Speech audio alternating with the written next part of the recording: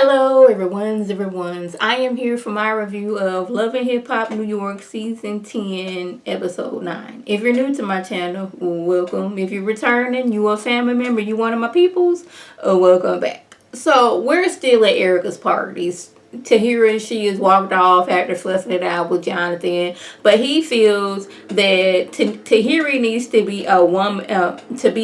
If she's honestly washing her hands of this situation with Joe, and she needs to tell Sin, independent of me, independent of you, just Sin alone, how she's really feeling. And I'm like, first of all, Jonathan, had you let Tahiri finish her sentence in the first place, we wouldn't be here. She was just letting you know that, hey, ha ha, funny, Erica's trying to hook me up with Joe. And before she could say, I don't want Joe, or before he didn't even ask, like, you really trying to get back with Joe? She didn't get a chance to do that before Jonathan ran off talking about something. No, that's not right. Mind you, I'm paraphrasing. Joe and Sin just broke up. These two trying to co-parent and all this stuff, and then taking it back to other people on the show. Tahiri never got to say, I don't want to be with Joe, and that would have squashed things. Sin saying that Tahiri is a grown woman and she doesn't know her an explanation, but if you want to talk, we can talk. But I was like, she was trying to talk. She was trying to let y'all know. I don't know if it was the editing or what it was, but the way Tahiri like blew up, I guess it's because they was trying to act like they don't know what she's talking about with the whole situation with Joe. But Erica, she feels kind of bad because she didn't know that this was gonna blow up into this. She just thought it was Joe, you single, Tahiri, you single, y'all used to be together, maybe y'all could be together again. And it could be a little bit trying to get back at Sin for whatever reason in Erica's mind. But like Jonathan, he is always putting himself in somebody. Like, first of all, if Sin is not mad, which I think she is, why are you so mad about if Joe and Tahiri get back together? Mind you, Tahiri don't want to get back with Joe, and it don't look like Joe want to get back with Tahiri. So why are we making this such a big deal? Child.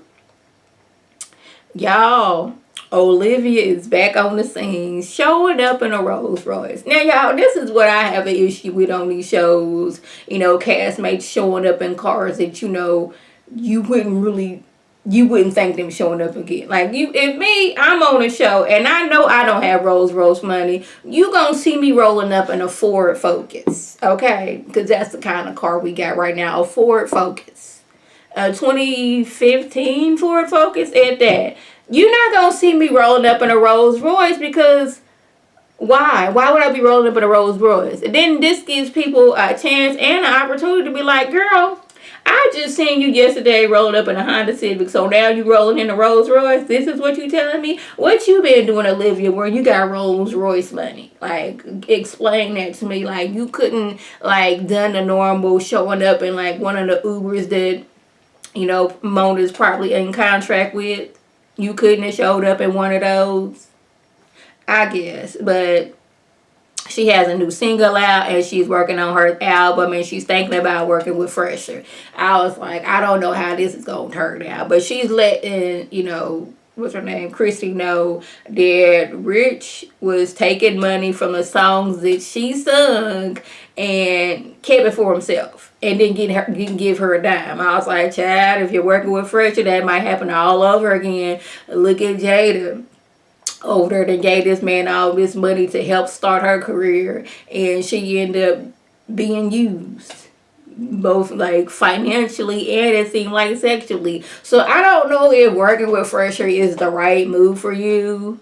But like, hey, maybe he not gonna do you like he did Jada. Just take her money and then she left with nothing. Because if you, in all honesty, like all the stuff she was doing and paying for, she could have done it on her own. But I guess she may have needed, Fresher's contacts and stuff like that. But like, girl, YouTube and Instagram, promote yourself. Somebody will find you. If you have a decent voice and you put it on YouTube or you put it on Instagram, you put it on Facebook, you put it on social media in general, there's a good chance somebody can find you. Somebody's legit that's gonna actually help you with your career. But hey, she done already done it now, so now you live and you learn. Now, Yandy is stressing out. She's a single well, technically she's a single mom right now since Mendices is in federal prison. Like, she's working, taking care of her kids, she's doing her community work, she's doing her activist work, and she's stressed out. And it seems like she was protesting at a jail where the inmates, they had no heat, they had no water, they had no hot meals, and this was the coldest day of the year. Now y'all know, I believe this is in New York where this happened. Now y'all know it gets all kinds of cold in New York. It was cold, like, was it last month? And for just one night, our heater wasn't working, and I was in here cold, and this is in Houston. I couldn't imagine being in New York on the coldest day of year, and like, bam, we just don't have no heater, no heat going on, no hot water, no hot meals, like none of those things. So she was out there protesting. Well, this same facility where she was protesting that, she ended up getting mazed. And it seems like this is the facility where Mendici's paperwork like goes through. So it's kind of like, okay, you want to protest at this building, we gonna make sure we gonna put Mendici's paperwork on hold. But you know, we know now that Mendici is out of jail. I don't think they'll be showing him this season, but maybe next season of Love and Hip Hop. But we saw Yandy in Mendici's, you know, throwing away his prison garb, and she had on her full length Cruella de Vil, you know, fur. This is Bonnie Blue's words and Alexander Rogers' words, not mine. But I was like, yes, it was a Cruella de Vil, you know, full length fur coat, as they was holding hands, as they was dramatically throwing his prison clothes away. Yeah, we did see that. But like, I do like this part of Yandy doing activist work and helping out with people in prison and things like that, because it's like a vicious cycle, especially for people who don't come from money and don't have a family with like that is going to help them once they get out of prison. Because my cousin was in prison, got out, was on parole or probation, I can't remember which one it was, and all because somebody decided to get mad and then call the police and lie on him. He had to go back to prison to finish his term, all because of somebody lied. Like, I be watching Lockup, and I done seen stories where, hey, I was out on parole or probation, whichever it was, and like, I was going to work. Now everybody cuts through this same way. Person cuts through there, but since you're not supposed to do that, even though everybody does it, he ends up having to go back to prison to finish his term. Like, you got to pay your probation officer. If you don't have a job to make money to pay the probation officer or parole officer, you going back to prison. Like, they make sure that you can't, it's very hard to, you know, stay out of prison once you get out, because you got to pay all this money. And hey, say if you was out here selling drugs and that's all you've known to do since you was a teenager, and you have no skills, and now you have a record, okay, how am I supposed to make money now that most places don't want to hire me? And if I do get a fast food job, that's not enough for rent, me to take care of myself and pay probation. So what's the only thing they know how to do? Sell drugs. Sell drugs, get caught, go back to prison. So yes, it's a vicious cycle. But we going over here to Remy. Now, she was all set to get off of parole until she was hit with this misdemeanor charges by Brittany Taylor. Now, y'all remember Brittany Taylor. She was wilding out last season. They showed several clips of her either trying to fight somebody or explaining why she wanted to fight somebody to kind of prove, you know, Remy's case that she's a wildfire. She is always out here starting all kind of drama. She is an internet troll. She is always out here, you know, quick to get into a fight. Now she's trying to blame Remy for, you know, dotting her eye. Now, correct me if I'm wrong, but didn't, after the situation with Remy, maybe some months later, that Brittany got into it with her best friend and she like beat up her best friend, so it kind of helped Remy's case? But yeah, Remy, she's just upset that she's like going to, like, she was so close of getting off parole, and now this whole situation. But Papoose thinks that she should put all her energy and anger into her music. That's what she should be doing. Now, back to Yandy. Her friend shows her a video of a Mississippi prison where the inmates are living in like horribly unsanitary conditions, like rats just running across the food trays, several people who have died, and they just laying there. Like, I was wondering who was like recording this information and how did it get out. Was it like a sympathetic guard was like, yeah, this is bad, people shouldn't have to live like this? Like, now I don't think, like, just because you in prison does not mean that you need to be treated like an animal. You were there to serve your time. Like, I'm not saying that they should be living in the lap of luxury. You know, they own cell with their own shower and their own kitchen, almost like an apartment. I'm not saying that. But, like, basic needs. If they need to, like, get some kind of medical done, get that done. You know, make sure the place is, you know, up to code. It's not unsanitary. Like, things like that. Now I'm a watcher of lockup, but I didn't see some prisons like outside the country where they got big old swimming pools. They have like their own bathroom and they can cook what they want when they want. Have their own TVs. Like, I'm not saying that the prisoners need that, but like if you don't treat them like animals, they won't act like animals. You get what I'm saying? That's like kind of how I feel like things. If you treat them like this, they gonna act like this. But she's hesitant to protest because she done already got, you know, a word from Mendeecees that his paperwork is, you know, kind of being put on hold because of all this activist stuff that she's doing. And like, she's like, do I just worry about, you know, my man and him coming home, being able to come home to my house? Because like, if I get arrested, then Mendeecees not going to be able to come home to our house. He going to have to go to his mom's house. So do I just think about my man and, you know, my family and just forget about these inmates? Or do I help these inmates and potentially hurt Mendeecees' chances of getting out? It's like, I just can't sit by and see this happening and not say anything. But I'm glad that, you know, Yandy, she is on her, you know, activism and, you know, getting the word out what's going on, trying to make a change, like getting pepper sprayed and potentially arrested just so people can have, you know, basic needs. I'm here for this Yandy.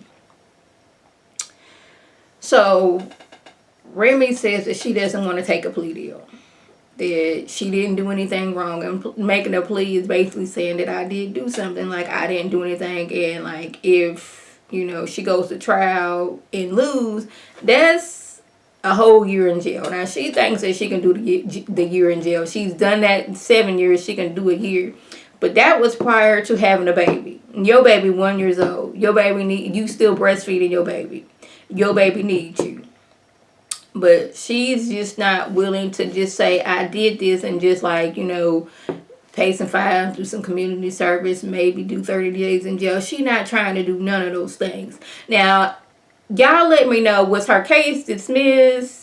What happened with her case? I haven't been keeping up with it other than, you know, if Full Ross was talking about it on top of the blogs, or Bonnie Blue was talking on the Bonnie Blue show, or if Alexander Roger was talking about it on Pop Culture. No, it's not Pop Culture, it's Pop Rose or the Allegedly show. Shout out to them. So y'all let me know. So y'all, Tahiri, she goes to the doctor to get a second mammogram by a specialist, and she's told that they see something on there, so they're going to have to do a biopsy to see what was going on. Now, yeah, I'm going to tell y'all, I am the person that always goes for the worst. When I was like 19 years old, I went to the doctor and they did like an EKG, and they said like it seems like something was off about my heart.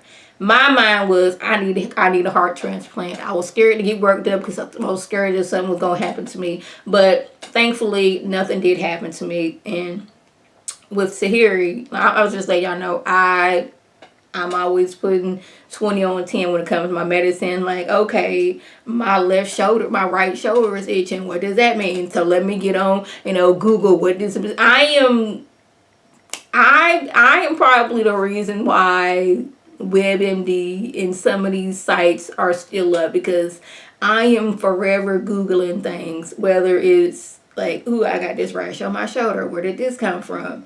Oh, my left knee hurts. What does that mean? Like stuff like that. That is me. And I am always Googling stuff to find out what it means. So yeah.